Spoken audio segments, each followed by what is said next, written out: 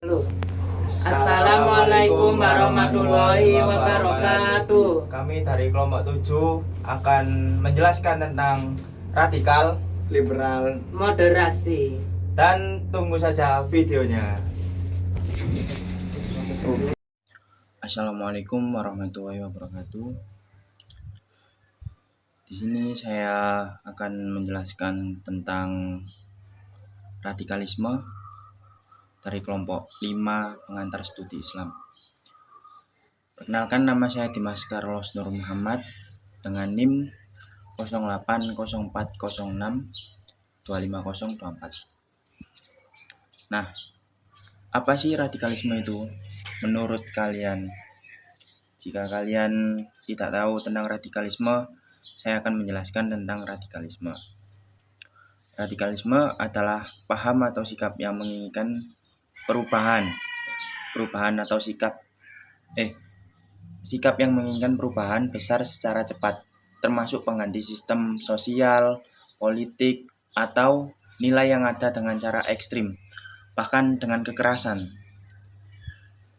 Ciri utamanya adalah akar, yaitu perubahan sampai ke akar masalah. Radikalisme bisa muncul di bidang politik, sosial, agama, ekonomi, dan masih banyak lain lagi. Karakteristiknya radikalisme yaitu mempunyai karakteristik intoleransi, yaitu tidak mau menghargai gitu kalau ada perbedaan. Nah, tidak mau menerima perbedaan pandangan atau keyakinan. Yang kedua, sikap anti sistem. Maksudnya itu melihat sistem yang ada sebagai salah atau rusak total, sehingga harus diganti sepenuhnya. Yang ketiga yaitu fanatisme. Percaya bahwa pandangannya yang paling benar dan yang lain salah. Kayak aku sih paling benar, pendapatku paling benar. Yang lain itu koyok ngarang-ngarang gitu. Nah, yang keempat, pendekatan ekstrim, yaitu menggunakan cara-cara keras atau agresif untuk mencapai tujuan. Jadi bisa kayak dia itu kayak melakukan apapun hal demi tujuannya tercapai, kayak berperilaku curang gitu. Nah, selanjutnya yaitu ciri-cirinya adalah pola pikir hitam putih, tidak mau kompromi, hanya ada benar sama salah. Jadi radikalisme dapat berdampak positif atau jarang dalam konteks atau negatif. Dan radikalisme mempunyai dampak positif, yaitu memicu kritik dan reformasi terhadap ketidakadilan, mendorong lahirnya gerakan pembaruan di masyarakat, menggerakkan masyarakat untuk berpikir kritis terhadap status quo. Dampak negatifnya yang paling dominan, kekerasan. Nah, aksi teror, konflik, contohnya aksi teror, konflik sosial, bom bunuh diri, penyerangan. Dampak negatifnya lagi perpecahan sosial, polarisasi, diskriminasi. Contohnya dari perpecahan sosial yang selanjutnya perpecahan sosial, yaitu ada polarisasi, diskriminasi, permusuhan antar kelompok. Dan yang terakhir, destabilisasi politik, maksudnya yaitu mengguncang pemerintahan atau keamanan negara. Nah, selanjutnya ada contoh kasus radikalisme di Indonesia, yaitu meliputi serangan terorisme seperti pengeboman di Gereja Santa Ana dan HKBP Kalimalang pada tahun 2001. Serta kasus penyerangan di Mabes Polri oleh Zakiyah Aini pada tahun 2021. Selain itu, ada juga kasus radikalisme di lingkungan kampus yang melibatkan mahasiswa, seperti pelaku bom bunuh diri di Hotel JW Marriott dan penyebaran paham kekerasan melalui media sosial yang menargetkan anak muda dan bahkan guru. Nah, jadi secara keseluruhan, radikalisme menjadi ancaman ketika membawa pada tindakan ekstrim dan kekerasan, sehingga diperlukan pendidikan moderasi, dialog, dan penguatan nilai kebinekaan untuk mencegahnya. Terima kasih. Assalamualaikum warahmatullahi wabarakatuh. Kemudian yang terakhir adalah moderasi dalam beragama. Indonesia adalah rumah bagi beragam suku, budaya, dan agama. Keberagaman ini adalah anugerah sekaligus tantangan. Di tengah perbedaan, kita membutuhkan sikap yang adil, seimbang, dan bijak dalam beragama. Inilah yang disebut moderasi beragama. Moderasi bukan berarti mengurangi ajaran agama, melainkan cara cerdas untuk mengamalkan agama tanpa merugikan orang lain. Ia hadir sebagai jalan tengah antara radikalisme yang terlalu keras atau liberalisme yang terlalu bebas. Moderasi beragama memiliki beberapa karakteristik utama yang menjadi pedoman dalam kehidupan sehari-hari, yaitu toleransi terhadap perbedaan keyakinan, menghormati hak orang lain untuk beribadah sesuai keyakinannya tanpa memaksakan pandangan pribadi. Kemudian anti kekerasan, menolak cara-cara radikal. Agama mengajarkan kedamaian, bukan kekerasan. Moderasi menolak segala bentuk pemaksaan, intimidasi, atau tindakan ekstrim. Kemudian menghargai tradisi sekaligus modernitas. Moderasi beragama tidak menolak tradisi, tetapi juga membuka terhadap perkembangan zaman. Dengan begitu, agama tetap relevan di era digital dan globalisasi. Selanjutnya, keseimbangan antara kepentingan individu dan masyarakat. Moderasi mengajarkan bahwa kebebasan pribadi harus berjalan seiring dengan tanggung jawab sosial. Tidak ada yang dikorbankan, semuanya dengan seimbang. Dengan karakteristik ini, moderasi beragama menjadi benteng yang kokoh dari sikap ekstrim.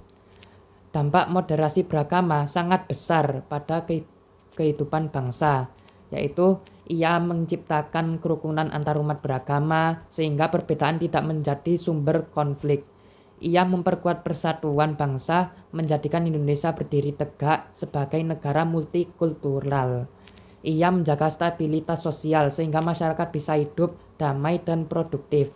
Ia mencegah konflik horizontal yang sering muncul akibat perbedaan tafsir atau praktik keagamaan. Dengan moderasi ini, keberagaman bukan ancaman, melainkan kekuatan yang memperkaya bangsa. Contoh nyata di Indonesia seperti adalah program moderasi beragama yang digagas oleh Kementerian Agama Republik Indonesia. Program ini mendorong masyarakat untuk bersikap toleran, menghargai perbedaan, dan menolak kekerasan. Selain itu, banyak kegiatan lintas iman di berbagai daerah yang memperkuat persatuan bangsa. Misalnya, dialog antar agama di Jawa Timur yang mempertemukan tokoh-tokoh lintas iman untuk saling memahami. Kemudian kerjasama lintas iman dalam penanggulangan bencana, di mana umat beragama membantu sesama tanpa memandang latar belakang masing-masing. Semua ini menunjukkan bahwa moderasi beragama bukan sekedar teori, tetapi nyata dalam kehidupan masyarakat. Moderasi beragama intinya itu bukan kompromi terhadap ajaran, melainkan cara bijak untuk menjaga keberagaman agar tetap damai. Inilah yang membuat Indonesia bisa berdiri kokoh sebagai negara multikultural. Mari kita bersama-sama menjadi generasi moderat, yaitu generasi yang menghargai perbedaan, generasi yang menolak kekerasan, dan generasi yang menjaga persatuan bangsa. Dengan moderasi beragama, kita wujudkan Indonesia yang damai, rukun, dan penuh persaudaraan. Amin. Itu sekian dari saya. Terima kasih. Mohon maaf jika ada kesalahan. Wassalamualaikum warahmatullahi wabarakatuh. Assalamualaikum warahmatullahi wabarakatuh. Perkenalkan, nama saya Naufal Ahmad Nawawi dari NIM 080204 0625034. Di sini saya akan menjelaskan tentang liberalisme dalam beragama. Jadi, liberalisme beragama adalah suatu pandangan yang menekankan kebebasan individu dalam memahami, menafsirkan, dan menjalankan ajaran agama.